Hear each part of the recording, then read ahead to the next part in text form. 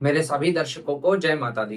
दर्शकों, आज का जो टॉपिक है ना, वो मेष राशि वालों के लिए बहुत ही खास होने वाला है।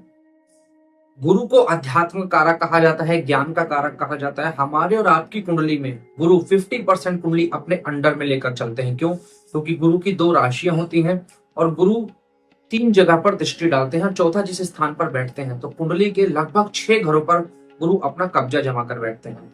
गुरु गोचर में वक्री हो चुके हैं और वक्री गुरु कहा जाता है। वक्री गुरु की जो दृष्टियां होती है ना, वो मार्गी से भी ज्यादा बहुत ज्यादा पावरफुल होती है। वक्री का अर्थ क्या होता है? वक्री का अर्थ होता है जब कोई ग्रह उल्टी चाल चलना शुरू कर देते हैं, तब उस समय उस ग्रह को वक्री कहा जाता है। तो गोचर में 9 अक्टूबर को नवरात्रि में ही गुरु ग्रह वक्री हुए हैं और वक्री होने से मेष राशि वालों के जीवन पर बहुत अच्छा इफेक्ट इसका पड़ने वाला है। किन किन सावधानियों को आपको ध्यान में रखना है और क्या आपको करना चाहिए, इस वीडियो में एक एक टॉपिक पर बहुत बारीकी से चर्चा करेंगे। वीडियो को बिल्कुल भी स्किप ना करें, पूरी वीडियो देखें, जिससे कि आपको अपनी राशि के बारे में सटीक जानकारी प्राप्त हो। साथ ही साथ कहना चाहूंगा दर्शकों, अगर आप हमारे चैनल पर नए हैं तो आप सभी से प्रार्थना है आप हमारे चैनल को जरूर से जरूर सब्सक्राइब करें, साथ ही साथ बेल आइकन भी दबा दें, क्योंकि इसी तरह की अच्छी अच्छी इन्फॉर्मेटिव वीडियो मैं अपने चैनल पर निरंतर लेकर आता रहता हूँ।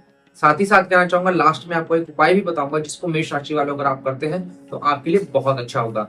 ज्यादा देरी न करते हुए वीडियो को शुरू करते हैं। दोस्तों, ये जो बोर्ड पर आप राशि चक्र देख रहे हैं ना, ये मेष राशि वालों का चंद्र कुंडली पर आधारित मैं राशिफल बताने जा रहा हूँ। अगर आपको अपनी जन्म राशि मालूम नहीं है तो नाम राशि से भी राशिफल आप देख सकते हैं। जैसा कि आप देख रहे होंगे कि गुरु गोचर में वृषभ राशि में मेष राशि वालों के धन स्थान पर विराजमान है। गुरु इस समय वक्री हो गए, इसलिए मैंने यहाँ पर गुरु के आगे वा लिखा हुआ है। 9 अक्टूबर को वक्री हो चुके हैं। ज्योतिष शास्त्र में कहा जाता है दोस्तों कि गुरु जिस स्थान पर बैठते हैं ना, उस स्थान से व्यक्ति को थोड़ा ज्यादा एफर्ट करना पड़ता है, लेकिन इनकी दृष्टियां बहुत शुभ होती हैं। तो आप देखेंगे, धन तो आपको दिलाएंगे क्योंकि ये धन का स्थान है, वाणी का स्थान है। पैसा भी आपका आएगा क्योंकि धन स्थान पर वक्री हुए हैं, तो पैसा आएगा आपको। लेकिन आपको थोड़ा सा ना, अब ये जो समय शुरू हो चुका है, ये मेहनत का समय शुरू हो चुका है। आप सोचें कि मैं घर पे आराम से रहूं, मैं कोई काम ना करूं, मेरे पास कहीं से पैसा चलकर खुद आ जाएगा, ऐसा नहीं होने वाला है। ये समय है डबल मेहनत करने का। जितनी आप ज्यादा मेहनत कर सकते हैं ना, उतनी मेहनत कीजिए। गुरु यहाँ वक्री होने के बाद आपको यहाँ पर बहुत अच्छा रिजल्ट देने वाले हैं। इसी के साथ साथ गुरु की ना, मैंने बताया, दृष्टियां जो होती हैं बहुत पावरफुल बताई गई हैं ज्योतिष शास्त्र में। जिस स्थान पर पड़ती है ना, उस स्थान के लिए तो कह सकते हैं उस घर के फल को, उस स्थान को बहुत ज्यादा उसके फल को बढ़ा देती है। इसी के साथ साथ गुरु की दो दृष्टि भी होती है, धनु राशि और एक मीन राशि। धनु राशि आपके भाग्य स्थान पर विराजमान है और मीन राशि गुरु की 12वें स्थान पर विराजमान है। तो सबसे पहले हम बात करेंगे धनु राशि को लेकर। नौवां स्थान किस चीज के लिए होता है दोस्तों? नौवां स्थान होता है भाग्य स्थान, यानी कि आपके भाग्य को प्रबल करेंगे। आप देख रहे थे कि पिछले काफी समय से आप लगातार मेहनत किए जा रहे थे, आपको आपकी मेहनत का 20% भी रिजल्ट नहीं मिल रहा था, तो अब आपको आपकी मेहनत का रिजल्ट मिलना शुरू होगा।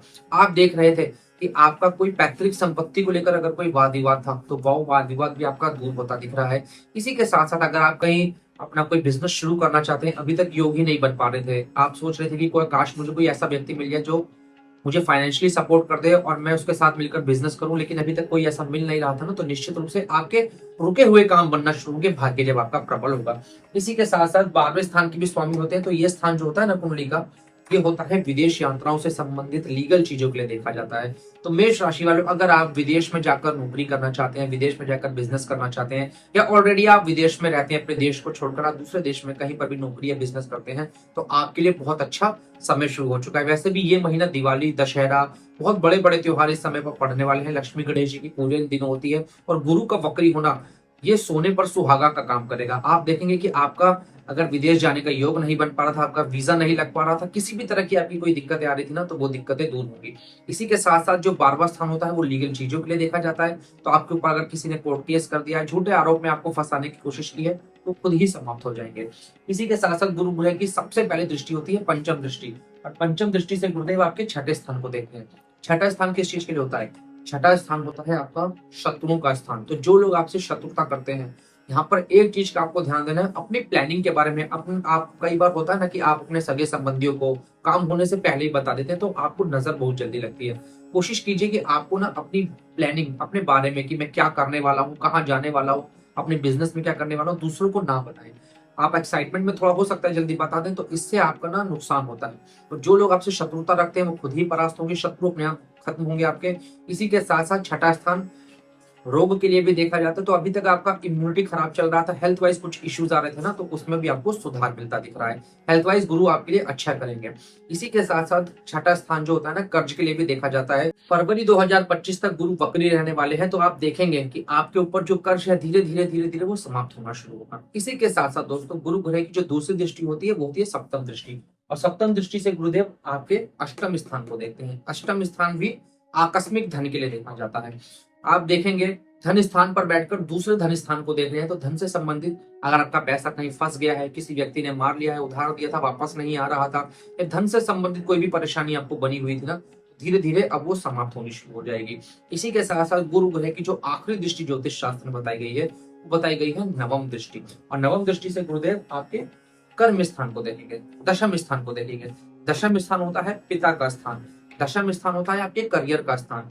सबसे पहली बात, आपके पिताजी का अगर स्वास्थ्य अच्छा नहीं था, आपको आपकी पैतृक संपत्ति को लेकर वाद विवाद था, तो वो भी समाप्त होगा।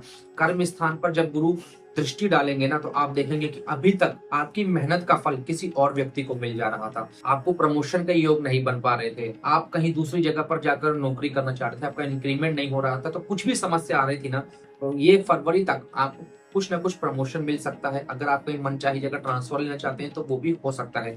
जो लोग बिजनेस करते हैं आपके लिए तो और अच्छा होगा। क्यों? क्योंकि गुरु ग्रह की दृष्टि, मैंने बताया वक्र दृष्टि बहुत पावरफुल होती है। आप किसी भी तरह का कोई भी व्यापार करते हैं, कोई बड़ी डील होने के योग आपके बन रहे हैं। इसी के साथ साथ अगर आपका गुरु ग्रह से संबंधित अगर कोई व्यापार है ना, तो आपके लिए तो बहुत अच्छा होने वाला है। गुरु ग्रह से संबंधित क्या क्या व्यापार होता है? मान लीजिए आप शिक्षक हैं, आप स्टेशनरी का शॉप है आपकी, आप पुस्तकें बेचते हैं, आप पूजा पाठ का सामान बेचते हैं, आध्यात्मिक किताबें आप बेचते हैं, या आप कोई ऐसी संस्था चलाते हैं, तो उसमें आपको बहुत अच्छा लाभ होने वाला है। इसी के साथ साथ दोस्तों, गुरु ग्रह को मैंने बताया ज्ञान का कारक कहा जाता है। तो जो लोग विद्यार्थी हैं, पढ़ाई कर रहे हैं, किसी भी तरह की आप तैयारी कर रहे हैं सरकारी नौकरी के लिए, कहीं दूसरे कॉलेज में जाने के लिए, अभी तक अगर आपका थोड़े मार्क्स से भी रह जा रहा था, तो फरवरी 2025 तक अगर आपका किसी भी तरह का कोई इंटरव्यू या एग्जाम पढ़ने वाला है ना, तो उसमें आपको सफलता मिलती दिख रही है। लेकिन दोस्तों, एक छोटी सी जानकारी आपको मैं जरूर देना चाहूंगा। कई लोग कमेंट करते हैं, मनीष जी हम आपका या अन्य आचार्य जी का राशिफल पिछले काफी समय से देखते हैं, लेकिन हमारे जीवन में कुछ भी अच्छा नहीं हो रहा है, या मेरी सरकारी नौकरी नहीं लग पा रही है, मैं बार बार ट्राई करता हूँ, बार बार रह जाता हूँ। तो दोस्तों, ये गोचर कुंडली है, और गोचर कुंडली में गुरु की स्थिति अच्छी होने वाली है। क्या पता आपकी खुद की कुंडली में गुरु ग्रह पीड़ित हो, शनि ग्रह पीड़ित हो, सूर्य ग्रह पीड़ित हो, कुछ भी हो सकता है। तो एक बार आप अपनी जन्म कुंडली या हस्तरेखा का विश्लेषण जरूर से जरूर कराएं। अगर आप किसी अच्छे आचार्य जी को जानते हैं तो उनके द्वारा कराएं, नहीं जानते तो आपकी स्क्रीन पर नंबर जो आ रहा है ना, आप हमसे कांटेक्ट करके अपने बारे में सटीक जानकारी प्राप्त कर सकते हैं। ये एक पेड सर्विस है, क्योंकि मैं आपको पूरा टाइम दूंगा, लेकिन हाँ, इसके बाद मैं आपको बताऊंगा कि क्यों अभी तक आपका अच्छा नहीं हो रहा है, क्या परेशानी आ रही है। तो एक बार अपनी जन्म कुंडली या हस्तरेखा का विश्लेषण जरूर से जरूर कराएं। इसके बाद हम बात करते हैं दोस्तों, जैसा कि मैंने कहा था कि लास्ट में आपको एक उपाय भी बताऊंगा, जिसको करने से मेष राशि वालों के लिए बहुत अच्छा होगा। दोस्तों, आपकी राशि के स्वामी होते हैं मंगल, तो इसलिए उपाय भी मंगलवार के दिन आपको जरूर से जरूर करना चाहिए। घर के आसपास कोई भी मंदिर हो हनुमान जी का, वहां पर आप जरूर से जरूर जाएं मंगलवार के दिन। हनुमान जी का एक तो दर्शन करें, और मंदिर में ही बैठकर कम से कम एक बार सुंदर कांड का पाठ आप जरूर से जरूर करें। समय का अभाव है, नहीं कर पाते हैं, तो हनुमान चालीसा का पाठ करें। ऐसा आप 7 मंगलवार तक कीजिए। आप खुद ही मुझे कमेंट बॉक्स में आकर बताएंगे कि मनीष जी, इस छोटे से उपाय को करने से मेरी लाइफ में बहुत पॉजिटिव चेंजेस आए हैं। साथ ही साथ कहना चाहूंगा दोस्तों, अगर आपको उपाय या वीडियो थोड़ा सा भी अच्छा लगा हो ना, तो एक लाइक कर देना, क्योंकि आपके एक लाइक करने से हमें मोटिवेशन मिलता है, और हम इसी तरह की अच्छी अच्छी वीडियो निरंतर आपके लिए लेकर आते रहते हैं।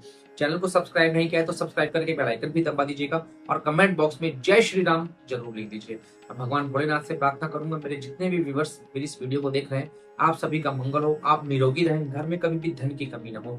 सभी दर्शकों को जय माता दी।